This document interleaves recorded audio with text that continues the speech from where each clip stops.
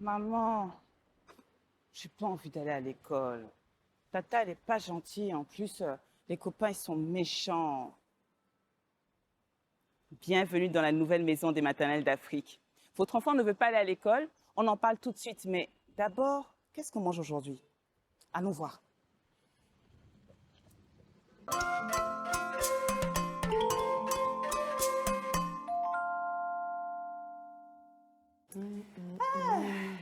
Bonjour Olivia. Hé, Angela, Comment tu alors, tu t'y fais à ta nouvelle maison? Je me sens bien. Ouais. Ouais, vraiment, vraiment. You feel home. Yes, c'est vraiment la maison, quoi. Je Voilà. suis chez moi, à Romé, tu vois, à Romé. Romé. Je Vraiment. comprends. Tu je vois. comprends. Bon, alors écoute, tu sais quoi? cool. Tu sais comment on dit bonjour en lingala? Eh oui, je sais moi. On l'a déjà fait, hein? Beauté. Yes! Alors, on va répondre à Mélanie qui nous écrit depuis Pointe-Noire. Ah, Bonjour les beauté. maternelles d'Afrique. S'il vous plaît, aidez-moi avec des aliments pour mon bébé de 8 mois. Aidez-moi. Il ne prend que de la farine industrielle et j'aimerais introduire des légumes et des féculents petit à petit dans son alimentation. Super, diversification alimentaire. Tout à fait. C'est très bien, Mélanie. Et il a 8 mois. Il a 8 mois. Il Et est temps. justement, je voudrais rappeler que à partir de 6 mois, donc l'OMS, on le répète tout le temps, maternelle d'Afrique, mais trop de viande ne gâte pas la sauce. L'allaitement exclusif est recommandé selon l'OMS jusqu'à 6 mois. Et à partir de 6 mois, on peut commencer à introduire des aliments liquides. Donc, il est conseillé d'initier un bébé à de nouvelles saveurs, des textures, des odeurs, des couleurs et éveiller donc la nutrition, l'initier au plaisir de manger. Donc, qu'est-ce que tu proposes? Ben justement, moi j'ai une petite recette sympa que j'aime beaucoup, vraiment. C'est igname courgette en purée et ça rend la purée un peu vert, tu vois. Et les enfants, ils aiment bien quand il y a des couleurs. J'en profite justement pour vous faire un focus sur la courgette. La courgette, elle est riche en fibres, donc c'est très bon pour la digestion. Elle est riche en potassium, en calcium et riche en antioxydants. Donc, nous, les mamans, là, n'hésitons moi, j'en pas mange, pour j'en évacuer la charge mentale, les toxines de la charge mentale. Mangeons, consommons de la courgette. Il y a 2 semaines, on était déjà sur la courgette. C'est Ben oui, marrant. mais si tu veux, la courgette, on la trouve à peu près un peu toute l'année. Ouais. Et comme elle se mange bien, elle passe bien. Parce que tu as vu en crumble, les enfants avaient adoré. Tout à fait. Et donc, du coup, là, moi j'en utilise très souvent. Mais ce qui est bien, c'est que c'est un plat que toute la famille peut manger. Tout le monde peut manger. Oui, Voilà. Après, on rajoute une viande ou pas. Oui. Pour ceux Excellent. qui ont. Voilà, on peut rajouter du fromage. Oh. Et on peut rajouter du fromage pour l'enrichir. Et puis Excellent. voilà. De l'ail, de l'oignon. En fait, une purée avec tout ce que les enfants n'aiment pas. Tu vois, persil. C'est ça l'avantage des purées, c'est qu'on met ce qu'on veut dedans. Ah ben tu vois, les invités sont arrivés, on me fait signe. Nouvelle maison, nouvelles habitudes. Nouvelles habitudes. Il serait temps que tu m'accompagnes en cuisine pour pouvoir mieux présenter les plats aux enfants. Chère Olivia, je suis avec toi de tout cœur, mon cerveau, tout est avec toi. Ouais. La recette sur les réseaux sociaux et maintenant mon corps retrouve les invités. Ouais.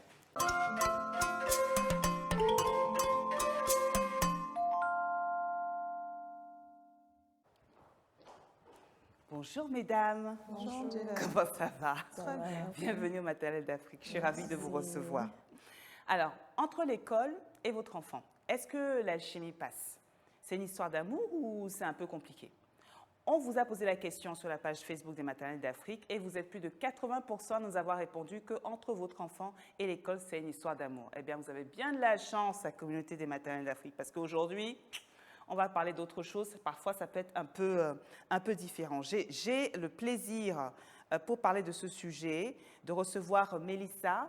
Bienvenue Mélissa, vous avez 37 ans, vous êtes commerçante en couple et maman de Amir Dine qui a 8 ans, Onam qui a 4 ans et Sedami qui a 2 ans. Est-ce que j'ai bien prononcé? Oui, c'est ça. Bon, merci beaucoup. Je reçois également Emefa. Emefa, vous avez 34 ans, vous êtes secrétaire de direction en couple et vous êtes la maman de Axel qui a 10 ans et Noah qui a 3 ans.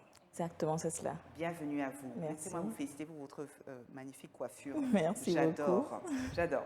Je reçois également Madame Annick Nakou, vous êtes psychologue. Je vous félicite aussi pour votre coiffure. Je vous félicite toutes les trois, comme ça il n'y a pas de jalousie. Il n'y a pas de jaloux. Merci. Bienvenue à vous. Vous êtes ici chez vous, vous le savez. Alors, je vais commencer avec vous, Mélissa. Un jour, votre enfant qui est à la maternelle ne veut plus y retourner. Racontez-nous. Au début, il a commencé ses cours à Cotonou, puisque papa est là-bas. Mais après, je suis allée le chercher. À Cotonou, il allait à l'école sans problème. Le matin, c'est lui-même qui se réveille et dit « Papa, je veux aller à l'école ». Mais quand on est venu ici et je l'ai inscrit à l'école, la première semaine, il n'y a pas eu de problème, mais la deuxième semaine, c'est fini. Tous les matins, c'est des pleurs. Maman, je ne veux pas aller à l'école parce qu'il y a zombie à l'école. C'est quoi le zombie? On commence par une description rocambolesque. Je ne comprends rien moi-même. Mais c'est à cause de zombie, tu ne veux pas aller à l'école? Il te dit oui. On essaie de l'amener à l'école. Devant l'école, il ne veut pas descendre de la voiture. Parce qu'il dit il y a zombie à l'école qui ne veut pas y aller. Donc, j'ai dû le ramener à la maison. Le jour-là, deuxième jour, même cinéma. Troisième jour, même chose. Et finalement, j'ai dû le laisser à la maison. Au moins pour quelques temps. D'accord. Oui. Et donc, c'est le zombie, vous avez pu résoudre le mystère du zombie de l'école? Je ne peux pas, parce que la maîtresse aussi ne sait pas ce qu'on appelle zombie à l'école. Ah, d'accord. On a même dû changer d'école. Vous avez dû changer d'école. Oui. C'est ce que vous avez fait alors? Oui, finalement, c'est ce que j'ai fait. Très bien. Et quand vous avez changé d'école, le zombie est réapparu ou pas? Non, heureusement. Au début, il ne voulait pas aller ici aussi, mais bon, quand la première semaine est passée, c'est bon. Ici, il n'y a pas de zombies. D'accord. Oui. Pardon. Les zombies sont béninois. Non, je plaisante. Je plaisante. Alors, Annick, question pour vous. Qu'est-ce qui pourrait expliquer, donc, tout d'un coup, un refus d'aller à l'école de la part de l'enfant? On peut trouver plusieurs situations qui emmènent l'enfant à refuser d'aller à l'école. Soit, comme Mélissa l'a dit, il y a eu un changement d'environnement. L'enfant n'a pas eu le temps de s'adapter parce qu'en venant ici, il se disait peut-être ce serait la continuité de l'école qu'il fréquentait avant. Il y a eu un changement, il n'a pas eu ce temps d'adaptation pour mieux s'intégrer. Il y a ça. Il y a également des situations où l'enfant ne se sent pas accueilli dans son nouveau groupe, tant au niveau de ses pairs qu'au niveau de la tata ou du maître d'école. Il ne se sent pas rassuré, il n'y a pas cette sécurité-là qu'il perçoit. Il va refuser. Ou soit, quand il va à l'école, il n'arrive pas à se faire des amis, il n'arrive pas à se socialiser. Il ne se fait pas des amis. Et, en guillemets, il se sent dépaysé. Il y a plusieurs situations qui peuvent emmener l'enfant à refuser d'aller à l'école. Ou soit c'est le cocon familial où il se sent, il ne retrouve pas ça là-bas. Il préfère rester juste dans son environnement et en profiter. Il y a plusieurs situations qui peuvent emmener l'enfant à refuser d'aller à l'école. D'accord, très bien. Et donc, dans le cas de Mélissa, le zombie, ça peut être c'est une personne, ça peut être une personne imaginaire. Qu'est-ce que... Le zombie peut ne pas être une personne. Ça peut être une situation qu'il est en train de vivre, mais il n'arrive pas à trouver, à dire exactement de quoi il s'agit. Parce que quand on dit zombie, c'est quelque chose qui fait peur. Oui. Voilà. Donc, il le met sous l'appellation zombie juste pour dire qu'il y a quelque chose qui m'effraie là-bas. Sauf que je ne sais pas de quoi il s'agit. Le zombie, on ne le voit pas, mais on sait que il est là, ça ne passe pas. C'est un message qu'il était en train de faire passer. Et puis à la maternelle, il était petit, 4 ans, quel âge il avait? 4 ans. On a mis les turbulents, hein, très très turbulents. S'il vient ici, on ne peut pas rester ici. Ah non. Ouais. Et puis il est habitué à l'école. Puis à Cotonou, il a commencé l'école et c'était sans souci. Donc c'est pas qu'on l'a forcé. Pour vous, c'est qu'il y avait quelque chose oui. de pas net là-bas. Oui, oui. D'accord, très bien. Alors pour vous, MFA, un soir, vous discutez avec votre fils, il a 8 ans, et puis là, vous voyez qu'il y a quelque chose qui ne va pas. Oui. Axel, il a commencé l'école normalement et tout allait pour le mieux jusqu'à ce qu'il passe en CE1. Et un soir, je suis rentrée du bureau et je l'ai trouvé tout triste, alors que ce n'est pas dans sa nature. Il est plutôt turbulent et quand il rentre dans une pièce, c'est un rayon de soleil. Et quand tu rentres du boulot, il accourt, il te fait des effusions et tout. Mais ce soir-là, je l'ai trouvé plutôt triste et calme. Donc, je lui ai demandé ce qui n'allait pas. Et c'est là qu'il m'a dit, maman, je ne veux plus aller à l'école. je veux changer d'école. Mais moi, j'étais étonnée, je lui ai demandé, mais pourquoi? Il me dit que ça ne va pas parce qu'il y a les camarades qui se moquent de lui et qu'il y a une de ses camarades avec qui il a souvent des accrochages dans le bus scolaire. Donc, j'ai essayé le lendemain d'en parler au chauffeur. Mais malheureusement, ils ne sont pas arrivés avant mon départ pour le bureau. Donc après, le surlendemain, je crois, j'en ai parlé au chauffeur qui m'a dit que, étant donné que lui, il est au volant et qu'il a souvent l'attention sur la route, il n'a pas remarqué le scénario, mais qu'il en toucherait quand même, moi, la dame qui est censée veiller sur les enfants durant le trajet. Je pense qu'il l'a fait parce que durant 2 jours, je n'ai plus entendu de plainte, mais ça a repris de plus belle. Et un jour même, il est rentré avec des griffures sur le visage, des vêtements un peu déchirés. Quand je lui ai demandé ce qui s'est passé, il m'a dit, il y a une fille qui lui a tapé dessus dans le bus. J'étais dépassée, j'étais indignée, mais bon.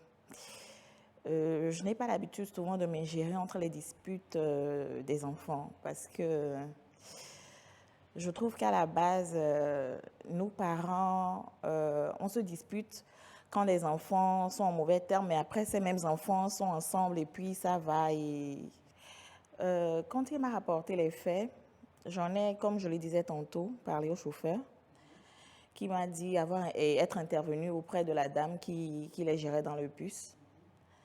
Mais après, je lui ai dit, mais est-ce que tu es sûr que tu n'as rien fait à ta camarade? Parce que je le sais de nature turbulent. Il m'a assuré qu'il ne lui avait rien fait, absolument rien. Mais je trouve quand même que c'était un peu bizarre qu'à chaque fois qu'il rentrait, il y avait des épisodes comme ça de façon répétée. Et je suis allée me renseigner à l'école. J'ai longuement discuté avec son instituteur qui m'a dit que tout allait bien. Et malheureusement, la camarade avec qui il avait des disputes n'était pas dans la même classe que lui. Et il ne savait pas dans quelle classe se trouvait la camarade en question. Donc, l'instituteur n'a pas pu faire grand-chose pour moi. Et ça s'est répété plusieurs fois au point où un matin, il me dit carrément qu'il ne veut plus aller dans cette école-là et qu'il faudrait que je lui change d'école, en pleine année scolaire. Je lui ai dit, mais mon fils, c'est pas possible. En pleine année scolaire, je ne peux pas te déscolariser, te remettre dans une autre école, c'est pas possible. Et ça a été négociation sur négociation afin qu'il accepte d'aller à l'école. Tous les jours, c'était la croix et la bannière. Et je me suis attelée à lui forger un mental de combattant parce que je ne pouvais pas faire grand-chose en fait, frustrant. Et je l'ai vécu très mal, d'autant plus que moi-même, quand j'étais petite, j'ai été objet de beaucoup de railleries à l'école. Donc, je le ressentais fortement quand il venait me raconter ça. Ouais, je comprends, vous avez fait un transfert. Merci beaucoup, merci MFA. Vous savez que selon l'UNESCO, un enfant sur 3 est victime de violence ou de harcèlement en milieu scolaire. Donc, Annick, je voudrais que vous me disiez quels sont les signes, comment nous, en tant que parents, on peut détecter ce type d'événement.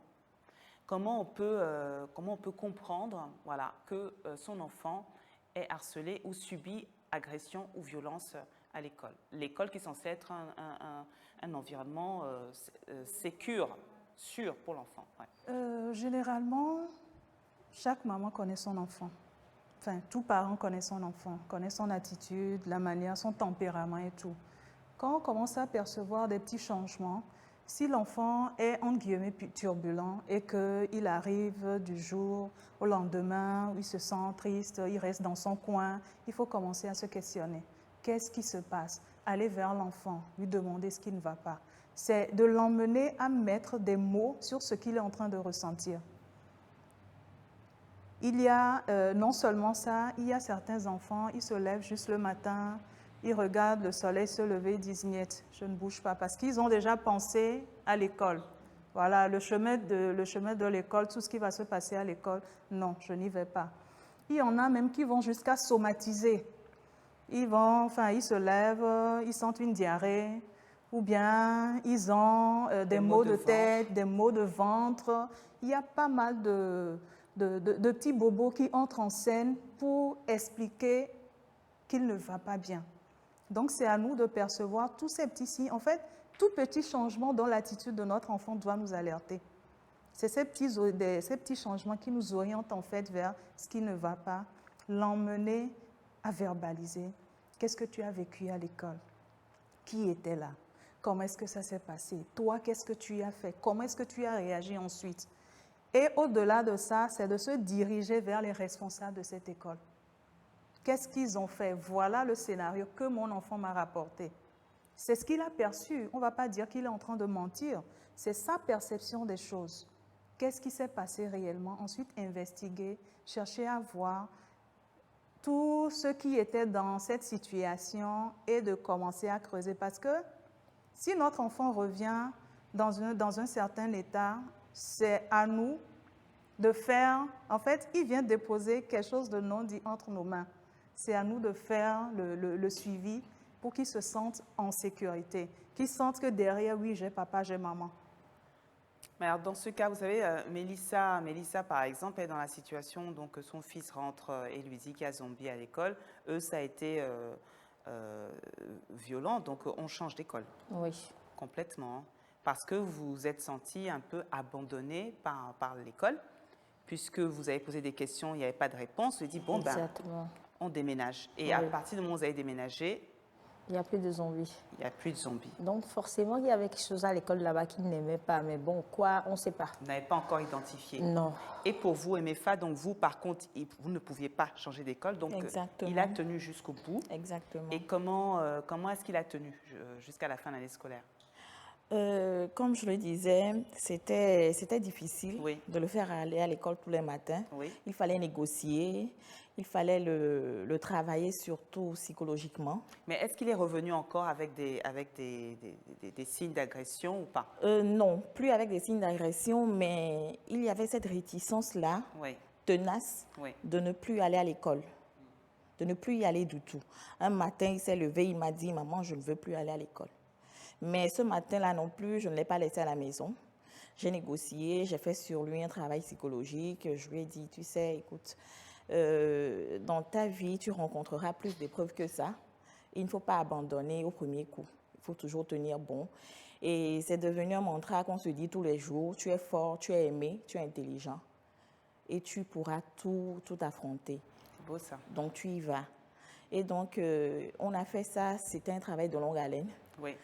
C'était épuisant, mais quand même, il a pu finir l'année scolaire. Bravo à vous, MFA. Alors justement, Annick, je voulais vous demander, qu'est-ce que vous pensez de ces deux situations? Quelles recommandations vous pourriez donner aux parents qui nous suivent actuellement et qui sont dans la même situation? Je pense qu'elle a opté pour une bonne solution. C'est l'une des alternatives. L'autre que je pourrais suggérer, c'est d'apprendre à l'enfant le self-defense. Parce que c'est vrai, il faut lui booster le mental. Mais parfois, quand quelqu'un t'agresse, c'est vrai, il ne faut pas retourner agressivité sur agressivité, mais qu'il sache se défendre dans un groupe. Ça lui donnera encore plus de confiance. Ça ne veut pas dire qu'il faut lui apprendre à se bagarrer, non. C'est de lui donner les mots, mais qu'il connaisse aussi les petits gestes par moment, quoi. Il suffit juste de hausser le ton à un moment donné, peut-être. L'autre, il saura que non, là, la manière dont tu as haussé le ton aujourd'hui, c'est la limite. Chaque parent a sa méthode. Et puis, je pense que aussi, ça dépend aussi de la tranche d'âge, parce que vous n'êtes pas du tout dans la même situation. Oui, oui. Un enfant de 4 ans ne peut pas être raisonné comme un enfant de 8 ans. Et puis, l'enfant de 4 ans, oui, qu'est-ce que vous voulez dire, par contre, Mélissa? pour self-défense, par exemple, si on prend ma mère, mon fils aîné, elle a l'habitude de répéter, quand tu vas à l'école, quelqu'un te tape, tape-le. Quelqu'un te fait quelque chose, fais-le. Ne te laisse pas marcher sur les pieds. Mais mon fils aîné, c'est quelqu'un de très, très calme. Malgré qu'on lui répète ça, mais il revient toujours à la maison, il te dit, maman, t'as pris ma nourriture, t'as fait ci. Mais par contre, celui de 4 ans, ah oui, lui, il cogne. C'est lui qui voit zombie, mais lui, il cogne. Ah oui, parce que même si tu dis à l'enfant self-défense, s'il n'est pas comme ça, tu auras beau lui répéter, oui, il ne va pas le faire. Chaque enfant est différent. Et Voilà. c'est là où je vous rejoins, Mélissa, parce que mes enfants, pareil, ils ont dans cette, comment dire, cette personnalité de, moi, je ne veux pas faire à l'autre ce que je ne veux pas qu'on me fasse. Donc, même si l'autre me le fait, c'est pas parce que l'autre me le fait que je vais le lui faire, parce que ce Voilà. n'est pas dans ma façon Oui. d'être. Chaque enfant est différent. Ce que j'entends dans ce que vous dites, ce que j'entends dans ce que vous dites, Annick, c'est que chaque parent, chaque enfant est différent, chaque enfant a une personnalité différente et il faut s'adapter. Donc, vous avez trouvé la solution par rapport à votre enfant, vous avez la possibilité de le changer d'école, vous avez changé d'école et puis finalement, ça a résolu le problème. Vous avez plutôt, vous avez dit, bon, tu restes là et on va parler et je vais t'apprendre à gérer et à grandir avec ça. En plus, c'est un enfant de 8 ans qui grandit et qui peut justement conscientiser ça. Voilà, donc vous, parents, j'espère que en écoutant ces différents conseils, vous avez des outils, vous avez des clés. Ce que je retiens, c'est que nos enfants ont besoin de se sentir en confiance, que ce soit à la maison, mais aussi à l'école. Donc vous qui nous regardez, personnel enseignant, attention à vraiment observer les enfants et à être partenaire de nous parents.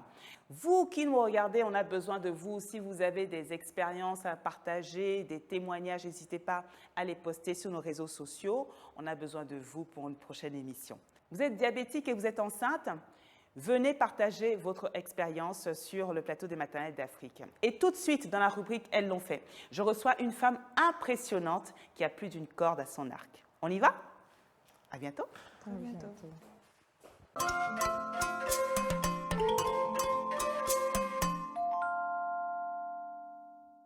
Bonjour Sandra. Bonjour, Comment allez-vous? ça va bien. Bienvenue au maternelle d'Afrique. Merci. Alors Sandra, vous avez 37 ans, vous êtes mariée, vous êtes la maman d'une fille de 7 ans, c'est Oui, ça? oui. Et qu'est-ce que vous faites dans la vie? Je suis peintre bâtiment. Vous êtes peintre en bâtiment. Oui. Alors, qu'est-ce qui fait qu'un jour, au Togo, on se réveille, on dit je vais être peintre en bâtiment quand on est une femme? Je peux dire, c'est dans le sang parce que mon père est peintre artiste. Mon grand frère aussi le fait. Bon, pratiquement dans la famille, beaucoup de personnes sont peintres artistes. Donc, c'est venu comme ça. À 25 ans, je crois que c'est venu.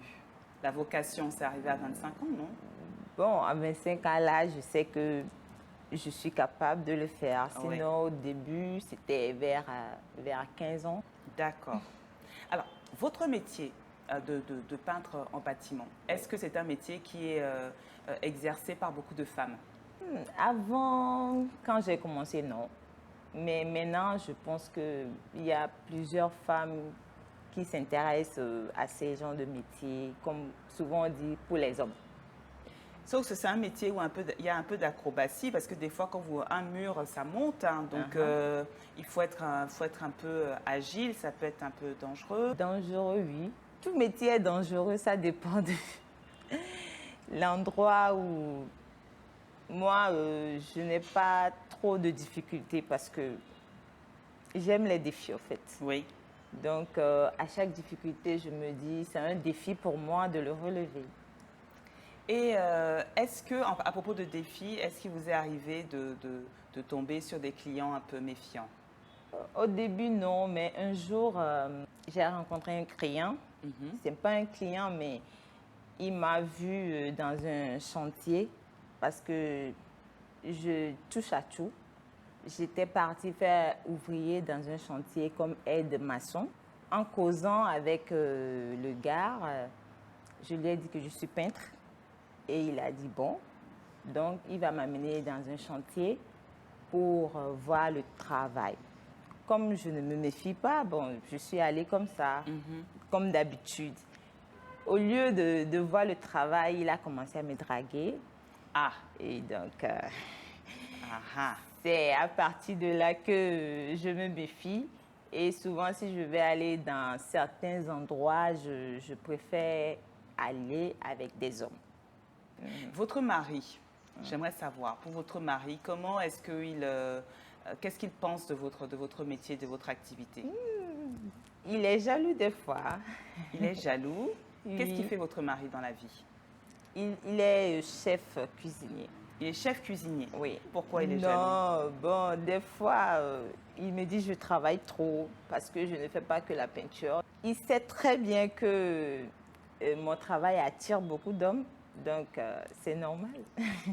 Oui, d'accord. Je comprends. Et en plus, vous êtes jolie.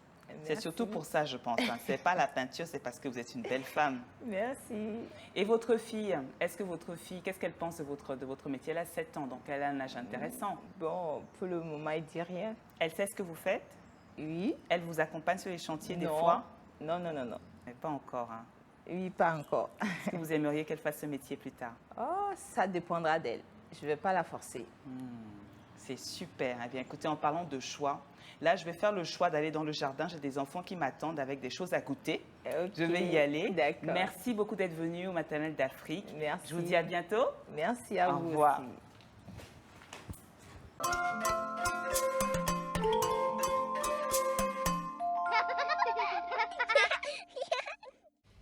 Bonjour les enfants. Bonjour. Comment ça va?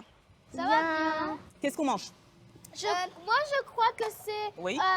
de la purée de pistache. De la purée de pistache. purée de Vous pistache. pensez qu'il y a de la pistache au Togo? Oui. Ah bon? Comment ça se fait que... Alors, je vous fais une devinette. C'est une racine. Ça pousse dans le sol. On peut en faire des frites. Pomme de terre. Non, Patate douce. pas loin. Igname. Igname, voilà. C'est une purée d'igname. Et vous savez que l'igname, c'est pas vert. Donc, qu'est-ce que c'est? Qu'est-ce qui fait que ça peut être vert? C'est la courgette. Ah, c'est pour ça qu'il y a des bouts de courgettes dedans. Voilà. Est-ce que c'est bon? Oh oui. Est-ce que ça vous plaît? Est-ce que vous refaites ça à la maison? Eh bien, écoutez Mélanie, voilà une idée de recette, hein, une façon de varier un peu la courgette. Bon, alors, je vous dis à bientôt sur TV5 Monde. D'ici là, s'il vous plaît, prenez soin de vous. Et comme on dit en lingala à Pointe-Noire, Toko Monana. À bientôt et bon appétit à vous.